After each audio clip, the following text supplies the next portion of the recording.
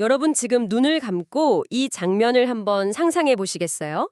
한겨울에 살을 에이는 듯한 칼바람이 부는 날입니다. 상상만 해도 춥네요. 그렇죠. 근데 우리가 흔히 아는 평소에 아주 꼿꼿한 자세로 천자문을 읽고 감정 표현이라고는 전혀 안 할 것 같은 조선의 가장 근엄한 양반들이 지금 한 곳에 모여 있습니다. 네.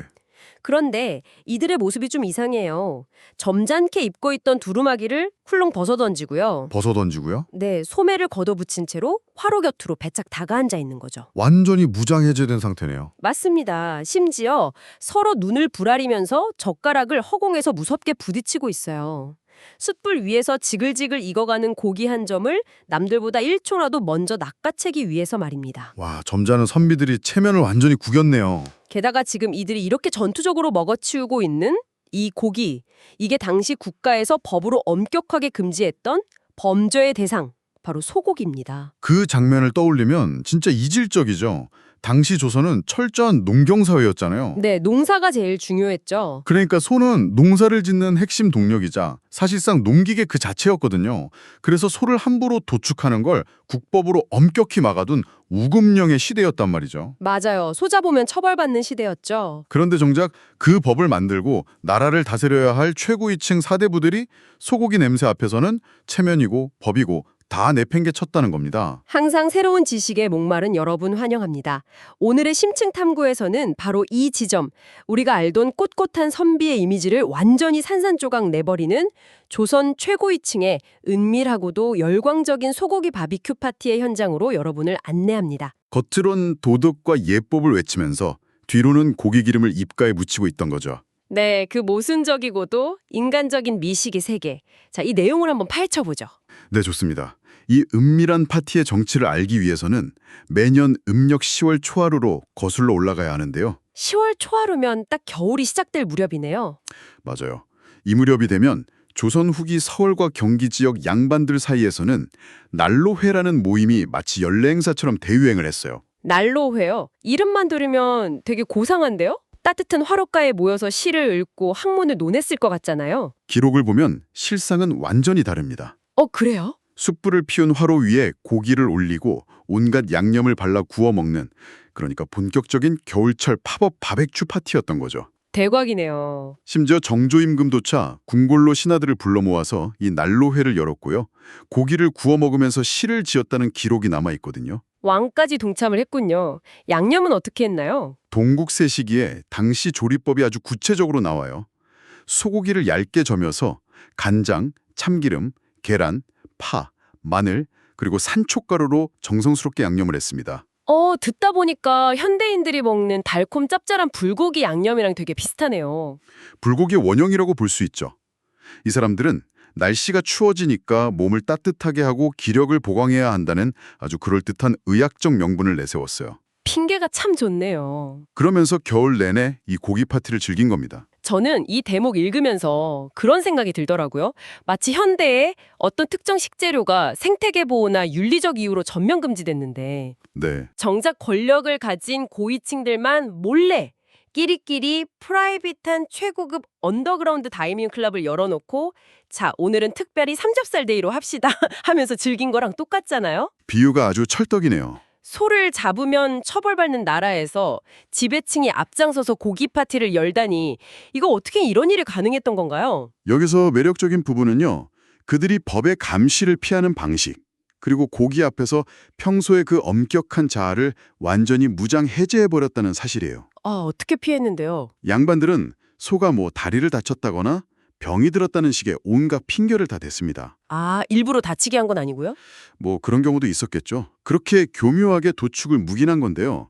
다사한 정여경 선생이 유배에서 풀려난 후에 지은 한방소육도라는 시가 있어요. 네, 정약용 선생이시요. 그리고 신광하의 시를 봐도 당시 상황이 진짜 한 편의 코미디 영화처럼 묘사되어 있거든요. 코미디 영화요? 점잖은 선비들이 화로 주위에 빙 둘러 앉아서 고기가 익기만을 뚫어져라 쳐다보는 거예요.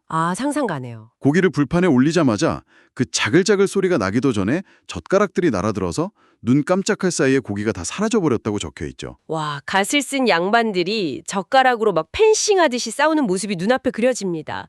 오죽하면 심노승이라는 인물은 술 취해 죽 죽든 배불러 죽든 내 좋은 대로 살련다 라고까지 썼을까요? 진짜 진심이었던 거죠. 그런데 이렇게 남들보다 고기를 빨리 많이 쟁취하기 위해서 혈안이 되어 있었다면 그냥 방 안에서 느긋하게 화로에 굽는 것만으로는 성에 안 찼을 것 같아요.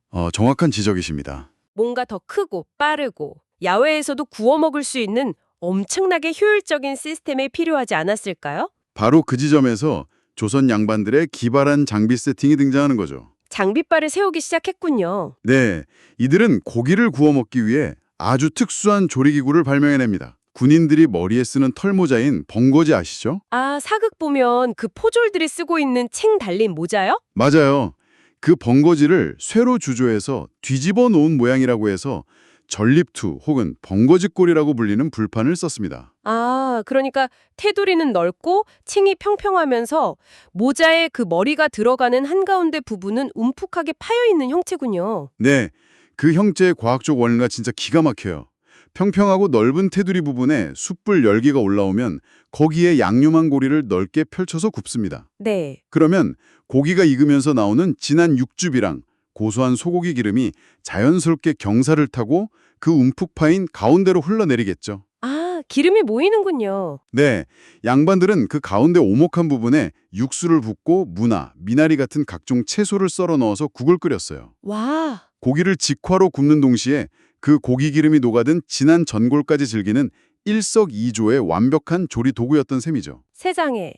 기름 빠지는 통로를 활용해서 전골 육수를 우려내다니 이건 당장 현대 캠핑용품으로 출시해도 대박이 날 아이디어입니다. 진짜 탐나는 물건이죠. 게다가 이 사람들은 이 벙거지꼴을 들고 밖으로 나갔잖아요. 네, 눈 내리는 야외로요. 기록 보면 눈 펑펑 내리는 겨울밤에 야외에 자리를 펴고 기생 불러서 노래 부르게 하고 거기에 꽁고기랑 진한 술 한 잔 곁들이면서 풍류를 즐겼단 말이죠. 네, 낭만적인 한 폭의 그림 같긴 한데 근데 저는 자료 보면서 이 낭만 뒤에 숨겨진 씁쓸한 현실을 짚고 넘어가지 않을 수가 없더라고요.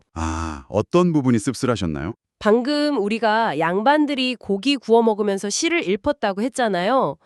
박지원의 만유단기를 보면 그 순간 밖에서 무슨 일이 벌어지고 있었는지 아주 적나라한 팩트가 나옵니다. 그 이면의 기록이죠. 네, 양반들이 방 안에서 배 두드리고 고기 기름 냄새를 풍기는 동안 그 무거운 쇠 화로를 나르고 눈 속에서 숯을 피우고 온갖 잔심부름을 해야 했던 종들은 어땠을까요? 밖에서 엄청 고생했겠죠? 처마 밑에서 칼바람 맞으면서 발을 동동 구르고 있었습니다. 그 맛있는 고기는커녕 채소가 우러난 국물 한 방울도 얻어먹지 못했다는 문헌의 기록이 너무 뼈아프게 다가오더라고요. 그쵸, 불공평하죠. 이 미식의 낭만이 철저한 계급의 폭력이랑 누군가의 희생 위에서 성립됐다는 걸 절대 잊으면 안 될 것 같아요. 이것을 더 큰 맥락과 연결해 보면요. 방금 말씀하신 그 계급적인 특권 의식이 이 난로회라는 문화의 뿌리 자체와도 아주 깊게 맞닿아 있습니다. 아, 뿌리랑요? 네, 당시 지식인들은 이 풍속이 대체 어디서 왔는가에 대해서 논쟁을 벌였거든요. 네네. 홍성모 같은 학자는 중국 송나라의 도회지 풍속에서 유래했다고 되게 고상하게 포장했어요. 중국에서 온 고급 문화다 이거군요. 근데 구수훈이란 학자는 아주 현실적인 분석을 내놓습니다. 북방의 유목민족, 그러니까 조선이 오랑캐라고 무시하던 그 여진족들이 추운 사냥터에서 불 피우고 짐승 뼈채로 고기를 구워 다투어 먹던 골식회라는 야만적인 풍습에서 비롯됐다고 본 거예요. 와, 그러니까 조선 지배층이 그토록 야만적이라고 멸시했던 북방 유목민족의 거친 야외 바베큐 문화를 한양 한복판으로 몰래 훔쳐왔다는 거군요. 정확합니다. 오랑캐 문화가 한양으로 들어와서는 국왕이랑 최고 권력자들이 눈 내리는 밤에 시를 지으며 즐기는 하이엔드 풍류 문화로 둔갑한 거잖아요. 그 문화적 전유의 과정이 정말 놀랍죠. 그 이질적이고 거친 외부의 식습관을 가져다가 한시를 짓고 기생을 부르는 자신들만의 고급 문화로 세탁을 한 겁니다. 아, 세탁을 했네요. 그리고 그 과정에서 하층민들은 철저히 배제되었고요. 이 양반들의 모순이 진짜 들을수록 흥미로워집니다.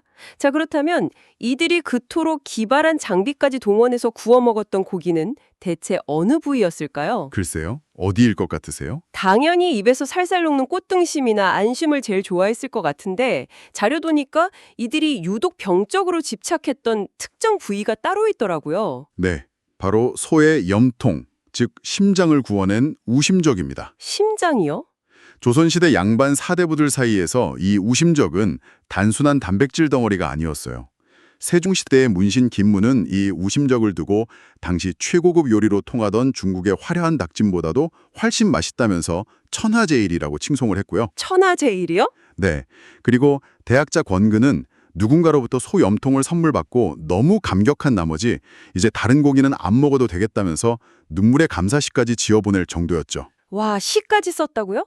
근데 여기서 정말 흥미로워지는 부분은요. 제가 기록들을 샅샅이 살펴보니까 이 양반들이 우심적의 맛이나 식감 자체에 감동한 게 아니라는 겁니다. 아, 그럼 어떤 것에 감동을 했을까요? 저는 이 심리를 보면서 현대인들의 특정 행동이 완벽하게 겹쳐 보였어요.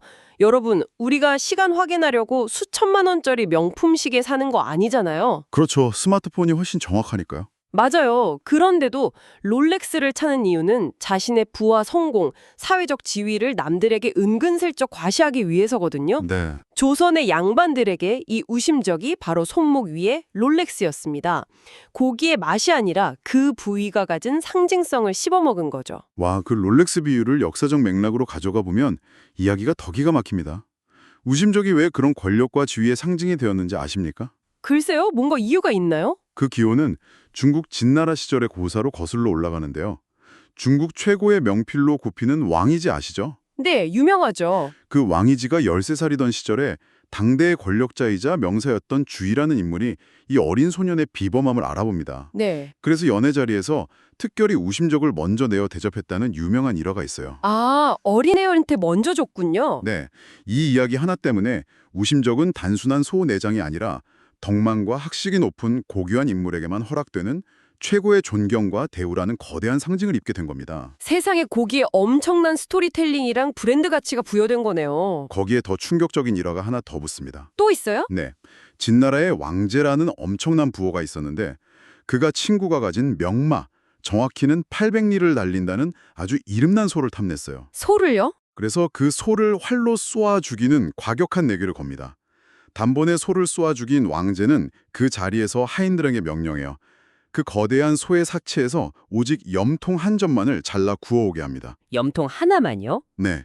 그리고 그걸 딱 한 입 씹어 먹고는 유유히 그 자리를 떠나버립니다. 와, 잠깐만요. 그 귀한 소 한 머리를 통째로 죽여놓고 오직 심장 한 조각만 맛본 뒤에 쿨하게 퇴장을 했다고요? 네, 그렇습니다. 이건 진짜 상식을 뛰어넘는 엄청난 허세 아닙니까? 현대의 관점에서는 완전 기행이죠. 근데 당시 사대부들 사이에서는 그것이 사내대장부에 얽매이지 않는 호탕한 기계로 포장했어요. 아, 기계로요. 그래서 조선 양반들은 이 우심적을 입에 넣으면서 속으로 생각한 거예요. 나는 왕이지처럼 인정받는 천재라, 혹은 나는 왕제처럼 권력 있고 호탕한 대장부다라고요. 지적 허영이랑 출세에 대한 욕망이 그 작은 고기 한 점에 다 담겨 있었던 거네요. 맞습니다. 오죽하면 최수라는 인물은 절대 고기를 입에 대서는 안 되는 부친상 기간에 손님 앞에서 우심적을 먹었다가 사회적으로 매장을 당할 뻔하기도 했어요. 부친상이요. 와. 또 서고정이라는 학자는 훗날 이렇게 고백합니다. 내가 젊은 시절 우심적을 그토록 간절히 원했던 건 사실 빨리 출세해서 부귀 영화를 누리고 싶었던 내 안의 허영심 때문이었다 라고 아주 솔직하게 털어놓기도 했죠. 부친상 중이라는 그 엄청난 도덕적 금기조차 깨버릴 만큼 우심적은 조선 사대부들의 출세욕이랑 닿아있는 가장 강력한 이데올로기적 아이템이었군요. 네, 맞습니다. 자, 이렇게 고기랑 그 이면의 욕망에 진심이다 보니까 요리 기술이 당연히 발전하지 않을 수가 없었겠죠. 엄청나게 발전하죠. 오늘날 우리가 갈빗집에서 먹는 가래구이나 얇게 점인 살코기를 석쇠에 굽는 불고기의 조상, 너비아니도 다 이때 문헌에 등장하더라고요. 네, 근데 제가 문헌에서 조리법 보다가 설화멱이라는 직화구이 기술을 발견하고는 정말 감탄에 금치 못했습니다. 이거 완전 현대의 분자요리학 수준이던데요? 아, 설화멱 혹은 설려명이라고도 부르죠. 이 조리법의 디테일을 보면 조선 양반들이 맛에 얼마나 미쳐 있었는지 딱 알 수 있어요. 어떻게 구웠길래요? 꼬챙이에 꿰는 고기를 숯불에 뭉근하게 굽다가 고기 겉면이 익을 때쯤 불에서 뺍니다. 그리고 아주 차가운 물에 쑥 담가서 확 식혀버려요. 헉! 불에 굽던 걸 찬물에 넣는다고요? 네, 그리고 다시 숯불에 올립니다. 이 굽고 식히는 과정을 무려 3번이나 반복해요. 세상에, 3번이나요? 열을 가하던 고기를 찬물에 급냉시키면 고기 섬유질이 순간적으로 확 수축하면서 고기 내부의 육즙이 밖으로 빠져나가지 못하고 갇히게 되거든요. 아, 게다가 이런 급격한 온도 변화가 근육 조직을 연하게 만들어서 육질이 믿을 수 없을 만큼 부드러워지죠. 와, 겉은 바삭하고 속은 촉촉하게 만드는 이른바 겉바속촉의 과학적 원리를 이미 수백 년 전에 극한으로 끌어올린 거네요. 네, 진짜 천재들이죠. 거기에 덧붙여서 궁중에서 즐겼다는 열구자탕, 우리가 흔히 신설로라고 부르는 전골 요리에는 소의 안심은 기본이고요. 해삼, 전복, 꿩고기 등등 무려 25가지의 최고급 산해진미가 층층이 쌓여서 들어갔습니다. 이쯤 되면 조선은 그야말로 미식의 끝판왕 시대가 아니었나 싶어요. 화려함의 극치였죠. 그래서 이 모든 게 대체 무슨 의미일까요? 단순히 옛날 선배들이 고기를 참 기가 막히게 잘 요리해 놓았다, 뭐 이대로 끝내긴 뭔가 찜찜하단 말이죠. 뭔가 더 있을 것 같죠? 네, 제가 자료를 끝까지 파고들다가 정말 입을 다물지 못했던 가장 충격적인 사실을 하나 공유하겠습니다. 네, 말씀해 주시죠. 조선 양반들은 소를 이렇게 굽고 끓여 먹는 걸로 만족하지 못했습니다.